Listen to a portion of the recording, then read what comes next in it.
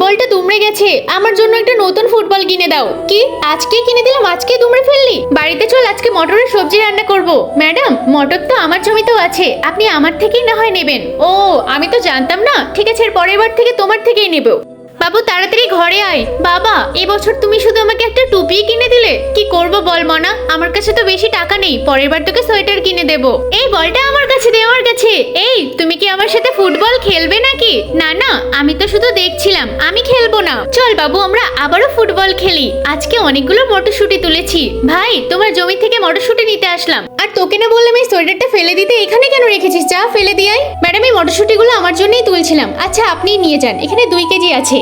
ওই ভাইটা তো সোয়েটারটা ফেলে দিয়ে গেল, আমি বরং সোয়েটারটা নিয়ে নিই। এবছর যা ঠান্ডা, আমার তো সোয়েটার না পরে থাকলে খুব কষ্ট হয়। মনা, এই সোয়েটারটা তোর গায়ে হবে না, খুব বড় হবে তো। বাবা, বড় হলে হোক, কিন্তু আমার শীত তো কমবে। ঠিক আছে মনা, তুই তাহলে সোয়েটারটা পরে নে। ভাই, আপনার মেয়ে কোথায়? আর আমার ছেলে? সত্যি বলতে গেলে মেয়েদেরকে ঘরে লক্ষ্মী বলতে হয়। বাবা দেখো, আমাকে কত সুন্দর লাগছে।